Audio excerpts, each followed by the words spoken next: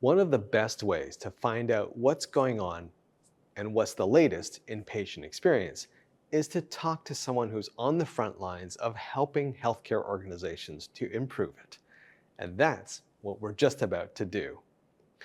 Hello and welcome to Swaay.Health, where we bring you the latest insights and interesting stories from the brightest minds in healthcare marketing and patient experience. I'm Colin Hung, and I'm about to sit down with my friend Richard Corder, who's a vice president at Press Ganey. I'm going to ask Richard to talk to me about the work that he is doing with their clients, and I'm going to ask him what's got him excited about patient experience right now. Let's get to it. Richard, welcome to the program. Thank you, man. Thank you for having me. This is going to be fun. I mean, I haven't had a chance to interview you in person in a long time. I'm That's looking right. forward to this.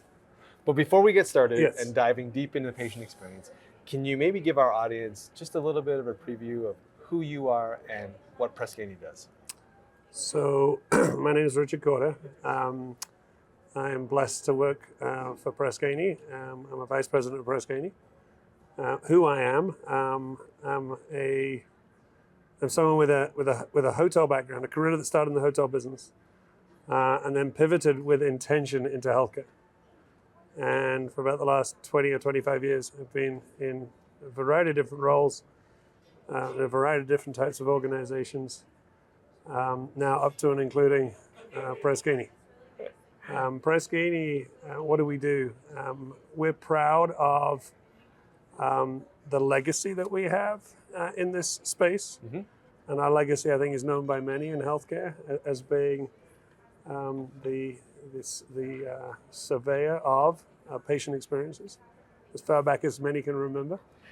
But in more recent years, Press Ganey has become really, I think the best way of thinking of us is the platform for bringing together all the data sets that make up the human experience in healthcare. So be that your patient's experience or your employee's experience, be that on measures of their lived experience as patients, as consumers, but even as clinicians and as employees, but also how safe the experience is. Imagine all of that living in one space that is easier to access, easier to see, and ultimately easier to do something with. So Press Ganey is the place where all that happens and lives, and it's pretty exciting. Now, full disclosure, you and I have known each other for A long time. Long time. Measured in almost multiple decades at this point. I think that's fair to say. So, and I do appreciate your background. I mean, you have been an advocate, a passionate, and your passion for patient experience is decades long. So I have to ask you, now that we're here at ElevatePX here in Denver, what has changed? What has evolved? Where is patient experience going in terms of a positive? Because way back when we first started, patient experience was almost a dirty word. It was like, oh, let's get some valet parking, right? Yeah. And now it's evolved to the human experience, as you just explained. Talk to me about that sort of growth or that evolution of patient experience.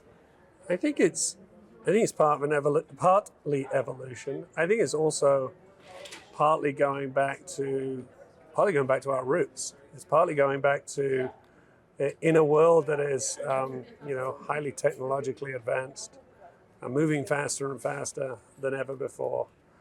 You only have to open a newspaper, if anybody still reads those, or turn on the television, or tune into whatever your favorite podcast is, and we're hearing about generative AI and ChatGPT. I think the current state of patient experience is actually going all the way back to really a relational place of that very intimate space between humans caring for humans, people caring for people. And that's really all healthcare ever was and ever has been. So kind of shred everything else aside, I think we're almost going back to our roots. I think it's fair to say that in yours and my memory, we've gone from, patient satisfaction when it was all about how do we make our patients happy. Right. I think even for those of us that came out of speak for myself, out of the hotel business, it was never, ever actually about happiness per se. Right. It was about how can I meet another human being where they're at and find joy in service of the other.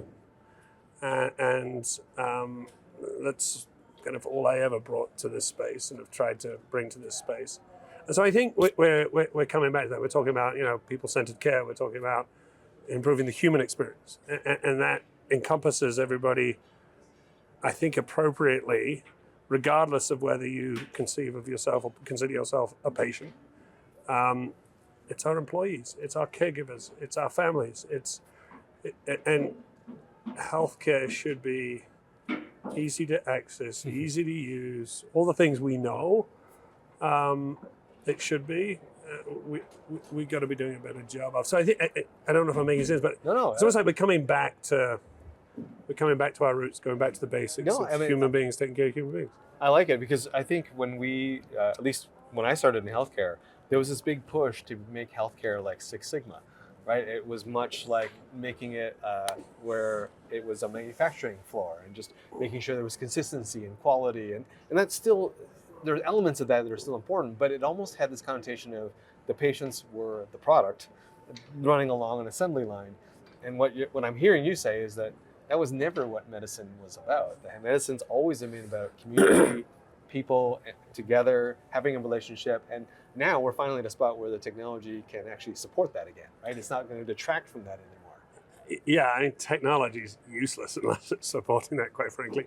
I would say yes, and while I don't ever want us to envision our patients kind of moving along a proverbial,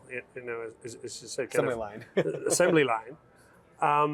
I do think, and one of the things we pride ourselves on at Press Ganey is thinking about how do we build a world-class experience on a chassis, on a framework that is highly reliable. And I think, in fact, that's an opportunity in every part of our work in healthcare. The tenets of high reliability should be anchoring us around, reluctance to simplify, removing variation where we can. And in fact, I think for most of us, when we think about our best experiences, so if we think about a great experience, if we're going to fly somewhere, and we think about a great airline experience, that experience, I think, has many tenets of what we now call, HROs, or high reliability, where we can actually standardize and systemize where we need to. We can actually kind of checklist where we need to.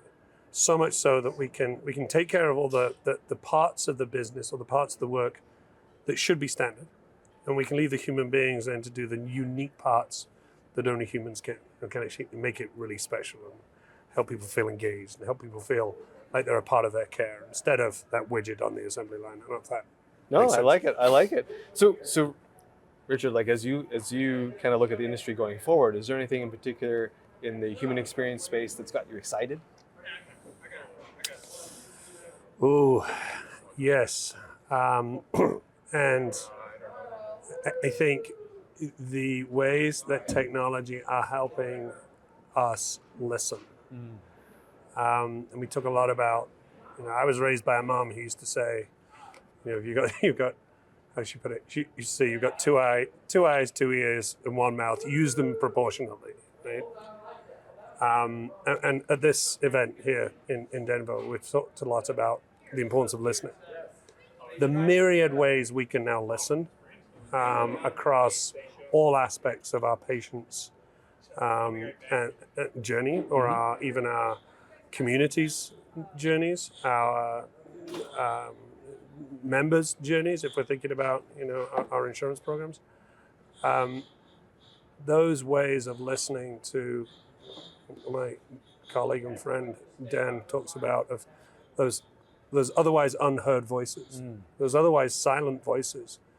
I think technology can help us hear them and hear them in a really safe, meaningful, easy to gather way. So that's something that excites me. And how do we take that next step? What is Press Ganey doing to helping your customers take the information that you're able to provide and then turn it into action? So I think in part, aligning with our customers on what it is that their areas of priority and focus are. There's not a hospital in this country that does not have a competing list of those, right? An enormous list of those. So it's figuring out what's important to a particular organization in the market they serve, what's kind of top of mind for them. We have the benefit, the luxury, I'd say, of knowing what it is that those that are performing at the very top are doing. So some of it is how do you incorporate, share, and bring to life best practices. I think putting data into the hands of the people that are closest to the work so that they can do something differently tomorrow as a result of what they've learned today. And reminding folks that you don't need 300 points of light to know what it is you should be doing. Perhaps the dashboard only needs 3-4 key metrics on it. And then I was having a conversation with someone earlier. Many an executive, this is not isolated to healthcare. And I'm guilty of this too. We suffer from, some form of probably attention deficit disorder. And it's very easy to get excited by the bright, shiny thing. Right. But how do we go back to some of those basics? Remember what's important. Focus on data that's easy to see, being gathered in a timely enough way, analyze in a way that makes sense, and then put in the hands of those people that can actually make a difference and do something different tomorrow.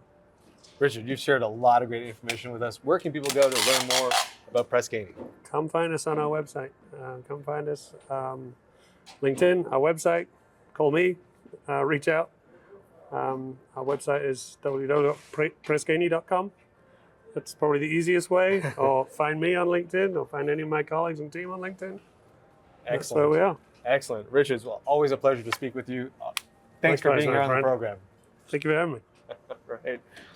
Hey, I want to thank Richard for coming on camera with me. It is always so much fun to talk to him, and it has nothing to do with his accent. Okay, maybe a little. I always love talking with him because he's got such passion and energy for patient experience. It's always a treat to have a chance to sit down with him and riff about this particular area of healthcare. And hey, if you enjoyed this interview as much as I did, please like and subscribe. Also, head on over to Swaay.Health. That's Sway with 2 A's, .health, where you can find more great content like this. I'm Colin Hung. Thanks for being here, and I'll catch you on the next video.